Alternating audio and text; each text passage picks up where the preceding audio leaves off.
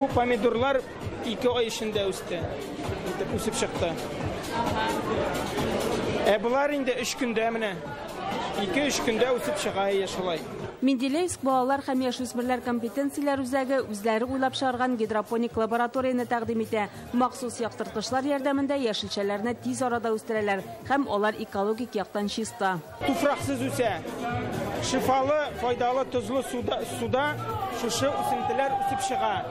Аларны менә шушындый пробкаларга утырталар һәм аннары утын, суын, удобренияларын сибеп, шулай үстерәләр. Эмонсы кахва ясаучы робот кешенең барлык хәрәкәтләрен кабатлый ала. Әлеге эшләнмә Мәскәү җитештерүчеләрнеке. Бүген алар шулай ук рәсем ясаучы һәм шашка уйнаучы роботлар тәкъдим итә. Әлеге роботны 4 ел элек уйлап тапканнар. Ул һәр йөрешен уйлап башкара, бер дә ялгышлар ясамый диләр. Менә хәзер ул йөрде, әсин, ул ризалык биргәч кенә йөри аласың. Әлеге күргәзмәне бүген Рөстәм Миңнеханов белән Россия спорт министры Алик Матыцин карап чыкты.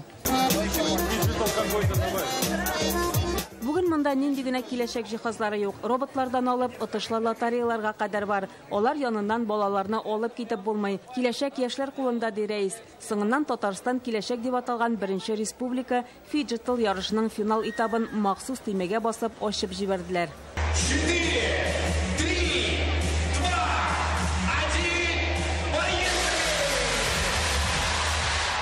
Фестиваль 3 көн дәвам итәчәк. Республика районнарыннан 500 катнашучы 6 диджитал юнәлеш буенча көч сынашачак. Бу ярышларда уңышлар әлбәттә бер айдан шундый зур бәйрәм булачак. Шуңа күрә яңа төр спорт төрләрен өйрәнергә һәм катнашырга кирәк. Я абсолютно уверен, что ребята, которые участвуют в этом фестивале... Әлеге фестивальдә катнашучы балалар һәм спортчыларның барысы да сәләтле. Безнең максат аларга үзләренең мөмкинлекләрен күрсәтү өчен шартлар булдыру. Фестиваль кунакларын һәм катнашучыларны Дмитрий Чернышенко онлайн сәламләде. Казань сегодня не только спортивная, но и фиджитал столица России. Казан Россиянең спорт кына түгел, фиджитал башкаласы да. Халыкара ярышларны без югары дәрәҗәдә үткәреп, башка күп кенә илләрдә дә бу вакыйгага кызыксыну уятачагыбызга ышанам.